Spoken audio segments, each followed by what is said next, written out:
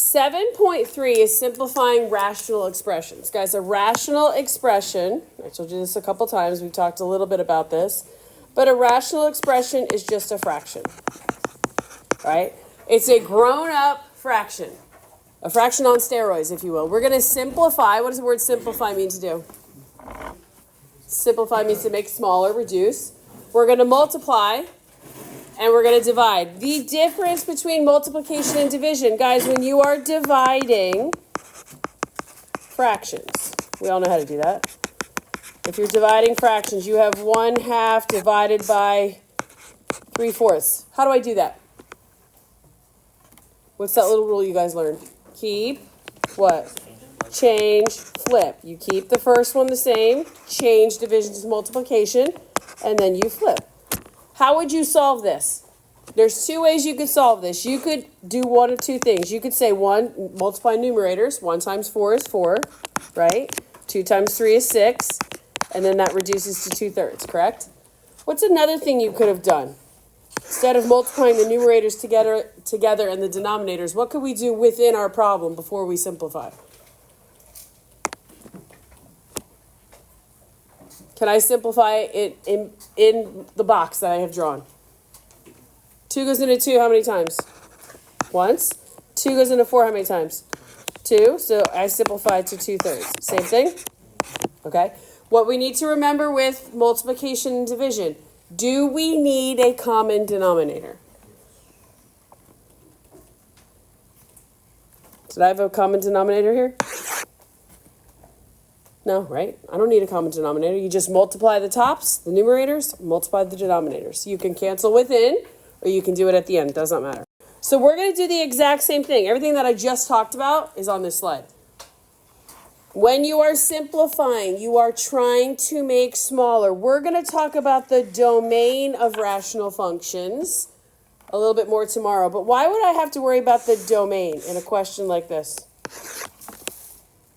There's a variable where? In the denominator. What happens if that variable that's in the denominator, in this case x, becomes 0? Then your denominator, your equation becomes non-existent. So we're going to have to talk about what your restrictions are. We'll do that tomorrow. The only thing you're going to have to worry about is the denominator, and you have to set it equal to 0. You're not going to worry about square roots and all that stuff like we did before. So let's talk about simplifying. All right, simplifying means to make smaller. Couple things I want to bring to your attention. Guys, if I were you, I would always put your numerator in parentheses and your denominator in parentheses so we don't make a silly mistake. Can you just cross out that x squared with that x squared? Are you allowed to do that? No. Why are we not allowed to do that? What is, in the numerator, what is x squared attached to? The negative 4x and the what else? The negative 12. Guys, if you have terms that are attached with plus or minus signs, they are all together. So that's why I put the parenthesis in the top, parenthesis in the bottom. It has to be exactly the same on top and bottom. If it's being multiplied, you can do that. But if it's being added or subtracted, you cannot. So what you're going to end up doing is we're going to factor a gajillion times. That's what we're going to do today. If I factor my numerator, what can I break this down into? X times x, right? What are the factors of negative 12? That'll multiply to give me negative 12 and add to give me negative 4. Negative 6 and positive 2? Okay, I agree. Now let's factor the denominator. If I have x squared minus 4, what is that? The difference of what? Perfect squares. So I can write this as x plus 2, x minus 2, right? Now what do you guys notice? Do you have one parenthesis that is exactly the same as the bottom? Yes, then you can cancel them out. That cancels out with that. So your simplified expression is x minus 6 over x minus 2. And again, tomorrow we'll talk more about restrictions. What can your x value not be? 0. No, x can be 0 in this case. Your denominator can be 0. But in this case, what can x not be? What could you plug in for x that would make your denominator 0? 2, right? X can't be 2. You would say, okay, x cannot be 2. Because what happens when you plug in 2? 2 minus 2 is 0. But this is your simplified expression. You cannot now cross those off and then say negative 6 divided by negative 2 is positive 3. That is not the way that that works. Anything that is attached with a plus or minus sign has to stay together. You guys understand that? All right. So now we're just going to do a bunch of these. The first thing you want to do, guys, is factor. You want to factor the numerator, factor the denominator. So I look.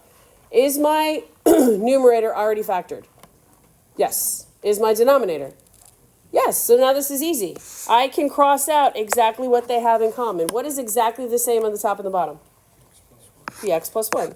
So you're left with 2 over x plus 3. And again, tomorrow we'll talk about this more, but if you were going to give your domain restrictions, you would say, okay, x plus 3 cannot be 0. So x cannot be what number? Negative 3. That's just how you do that. No big deal. You're always going to set it equal to. All right, so let's go to the next one. Again, every single time I'm going to put parentheses here to remind myself, ooh, that x is stuck with the 4, positive 4. Is your numerator already factored? Yes, x plus 4. You can't make that any smaller. Can you do anything with the denominator? What? X plus 4, x minus 4. Perfect. X plus 4, x minus 4. Very good. So, did you now discover, like, hey, wait a second, they have some things in common. What are they? X plus 4, right? There's one on top and one on the bottom. Guys, what am I left with in my numerator? In my numerator, there's a 1 there. It's 1 over x minus 4. Do you have to write x minus 4 in parentheses? No. I would get into the habit of doing it, though. That's just me. All right, so we go to the number 3. Now notice the directions say simplify the rational expression, what? If possible, okay? So does that mean they're all going to be able to be broken down more? No, so don't freak out. But let's check. Is everything in the numerator factored? Yes. Everything in the denominator factored? Yes. Do you have anything that is exactly the same on top and bottom? No. So this is simplified already. That's okay. That is okay. That's done. Cannot make that any smaller. Let's look at number 4. Again, parentheses, parentheses, parentheses. Let's work on the numerator. What can I break this down into? You guys can do it in 2 separate steps, or you can just do it above if you want to. However, I would just stay as organized as possible. If I could factor this, x times x is x squared. What times what gives me a negative 3 when I multiply and a negative 2 when I add?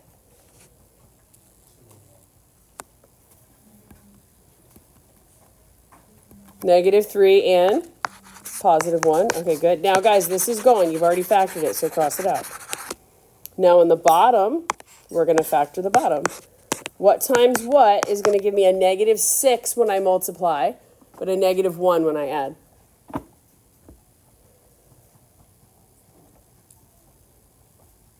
It's either 1 and 6 or 2 and 3.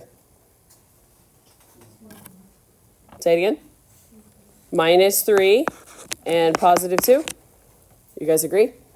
Okay, so cross this out. This is gone. Now that you fully factored the top and the bottom, is there anything that's exactly the same on the top and the bottom? Yeah, what? X minus 3's. Cross them out. So what are you left with?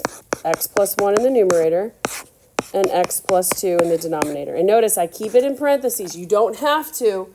But if you don't, sometimes you guys will make a silly mistake and cross out those x's. You cannot do that. That x is stuck with that positive 1.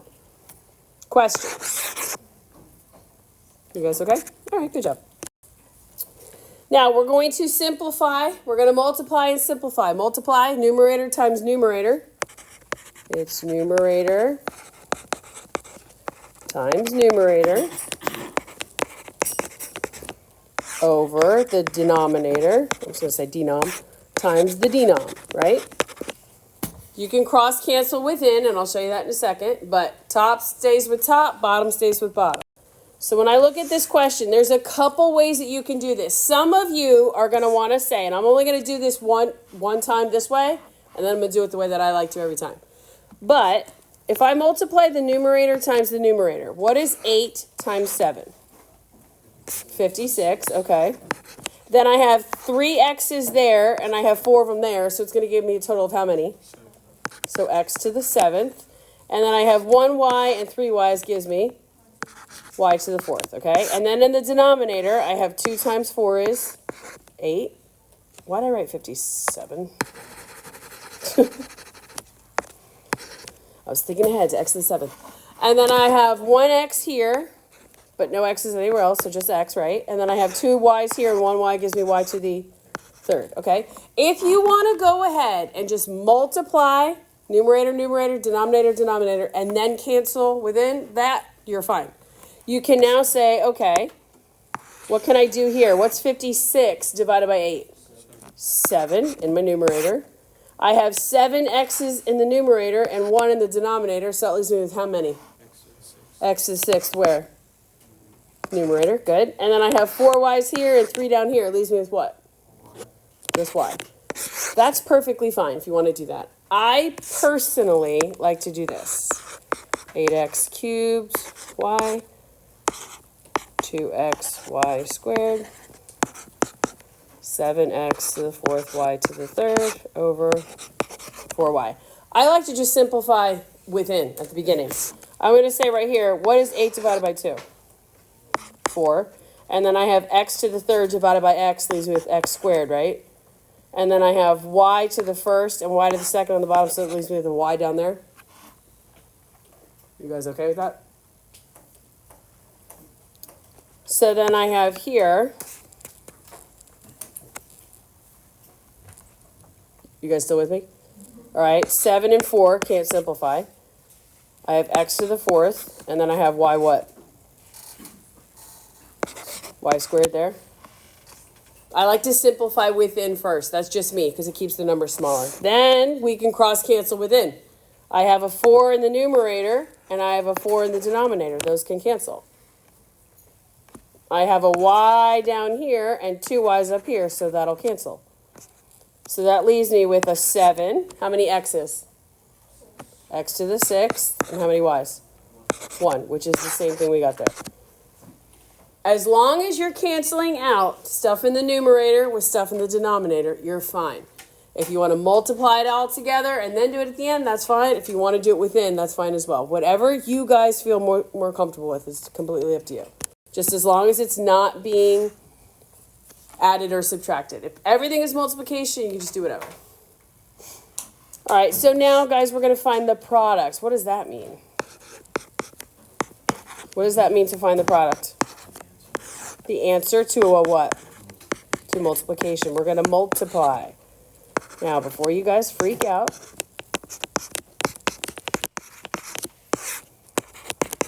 all this is 2 fractions. That's it. That you're just multiplying together. The first thing you need to do is factor everything. Factor top left, factor bottom left. Factor top right, factor bottom right. And then cross out anything they have in common. So when I look here in my top left of my numerator, what do they have in common between 3x and negative 3x squared? I can take out what? 3 and a what? I can take out a 3 and an x. When I divide 3x by 3x, I'm left with 1. And when I divide 3x squared and 3, I'm left with what? Just the x. Okay, so now this is gone. Now you can go to the right or you can go down. Doesn't matter. I'm just going to go down. I'm going to factor this. What are the factors of negative 5? That'll multiply to give me a negative 5, but add to give me 4. Plus 5 minus 1. Okay. So now 3x. I can't do anything with that. It's just going to stay like that. And then let's factor here. What times what is going to give me a negative 20 when I multiply, but a positive 1 when I add? Plus 5 and minus 4. All right, all we've done, guys, is just factored. We factored 4 times. That's it. Now we're going to look and say, okay, what can we cancel out? Is there anything on the top and the bottom that is exactly the same? Nothing? Yeah, x plus 5. There's an x plus 5 here, and there's one here. Perfect. What else? There's a 3x here, and there's a 3x here. Okay. Anything else? X minus 1 and 1 minus x. They look really similar, don't they? But are they the same? if I rewrote this, would this be negative x plus 1, right? And then I have x minus 4, and then I have x minus 1.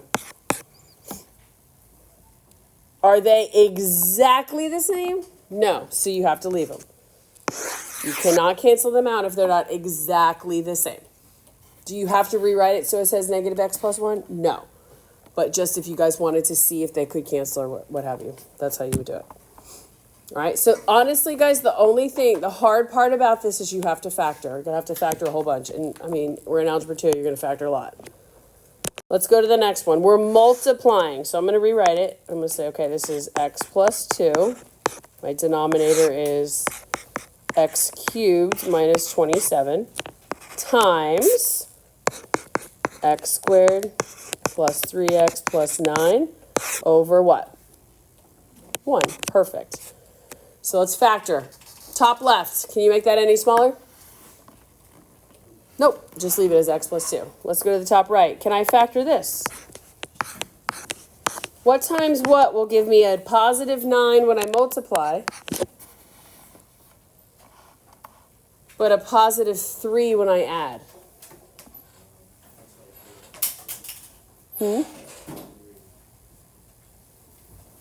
and 3 would give me a 9, but is a 3 and 3 going to give me, when I multiply I get 9, but when I add I get 6. That's not going to work. Can I factor that at all? No, there's nothing else to do, okay? Well, what about 1? Can I do anything with 1? No. Can I do anything with this? It is the perfect cube pattern. Do you guys remember that? We did that a couple, maybe a month or so ago. Your perfect cube pattern. What is the perfect cube of x cubed? It's x. What times what gives you, what times what gives you 27? 3.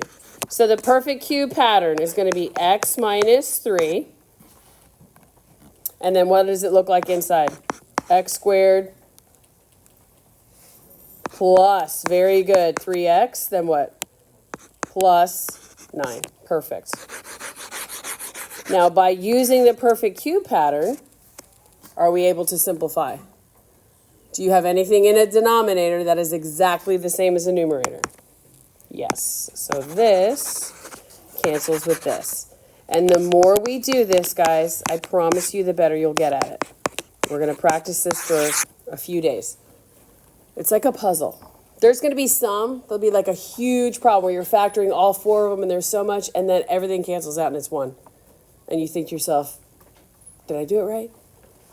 So just trust yourself. Take some time to practice. Take some time to look at what you're doing. Take some time to check. All right, let's look at number 5. 5 is a little different from the other ones because we don't have to factor anything. This is just all multiplication. So you can simplify within this whole problem. I'm going to simplify the numbers first. If I look at just the coefficients, can I simplify 3 and 9? Yeah, 3 goes into 3 once, and 3 goes into 9 how many times? 3 times, okay. Can I simplify 6 and 3? Yeah, 3 goes into 3 once, 3 goes into 6 how many times? 2? All right, and can I simplify now the 2 and the 8? Yes, 2 goes into 2 once, and 2 goes into 8 how many times? 4 times, okay.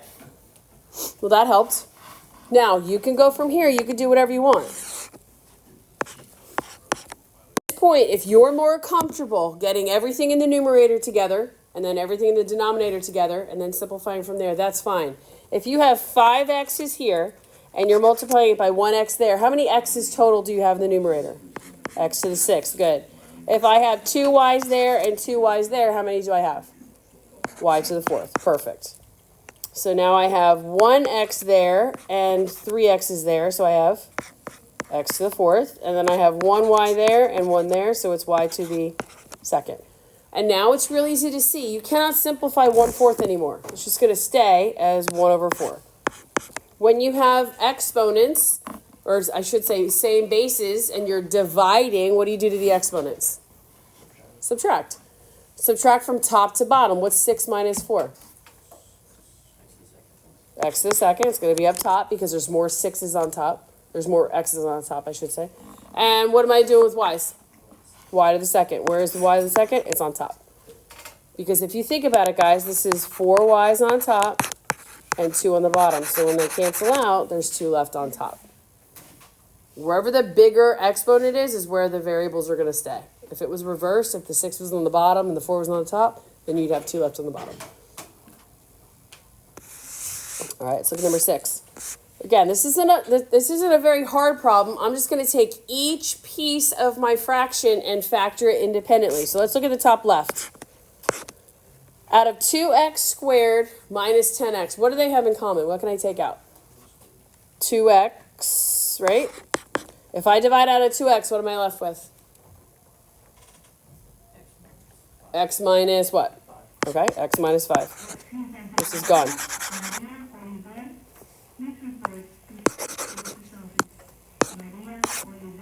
Let's go to the bottom. X squared minus 25. What can I do there?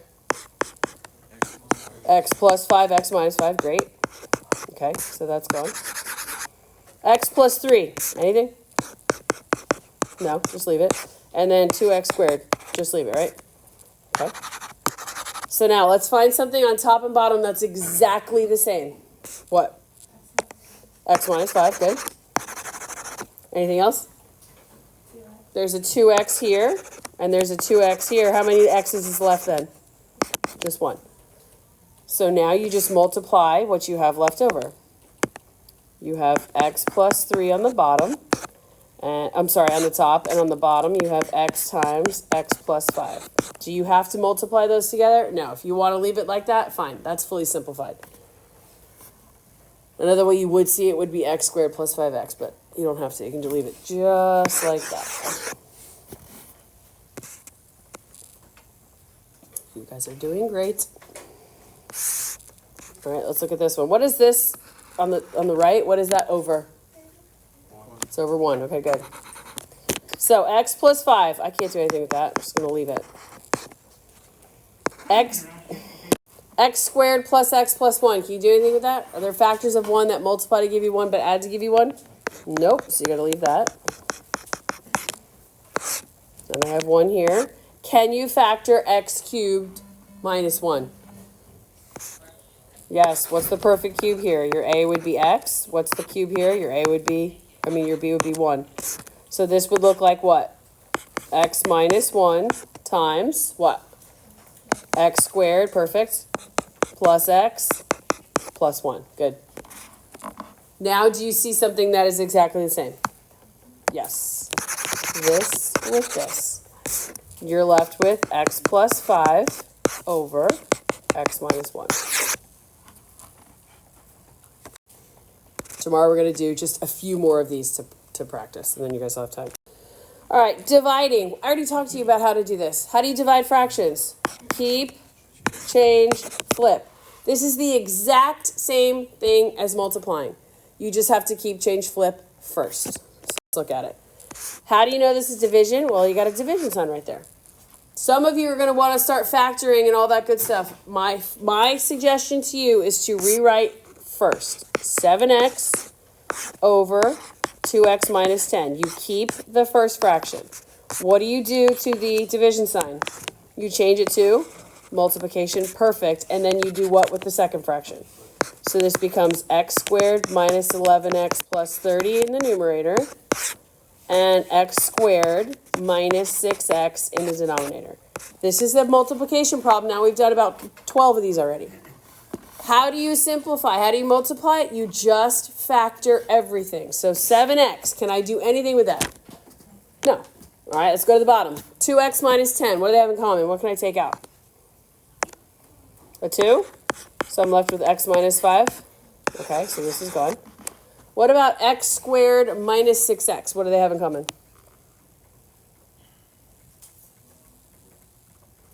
X squared minus 6x, what do they have in common? An x, thank you. And then in my numerator on the right-hand side, what are the factors of 30 that'll multiply to give me 30, but add to give me a negative 11? What kind of 6? What kind of 5? Minus 6 and minus 5? Perfect. So now we look and say, okay, is there anything in the numerator that's exactly the same as the denominator or vice versa? You see anything? Say it again. Okay, x minus 5 here and x minus 5 here. Perfect. What else? X minus 6 here and x minus 6 here. Perfect. Anything else?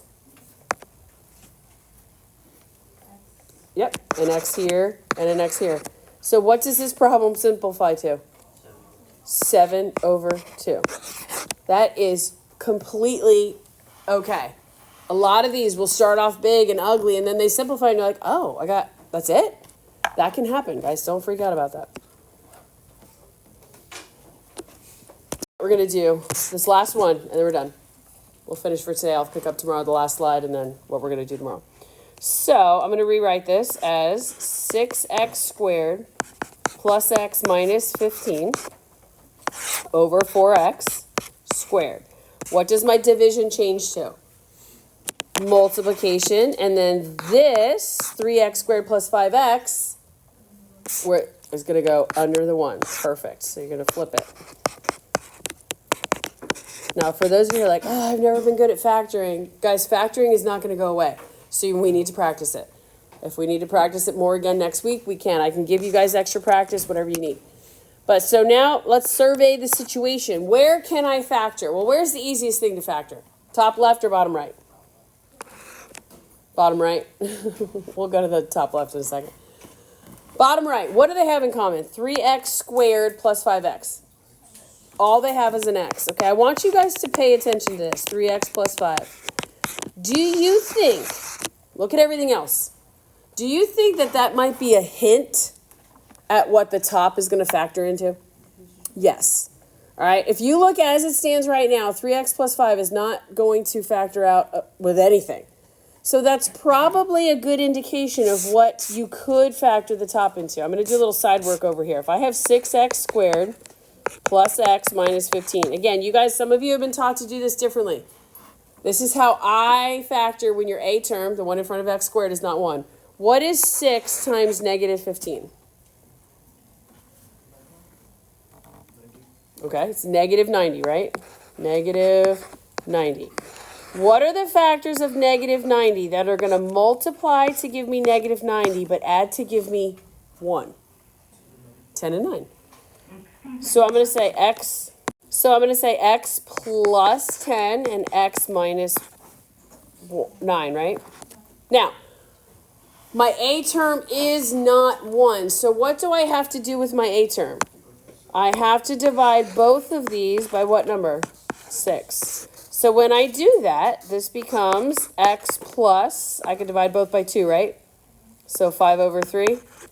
And this one becomes x minus, divided by 3.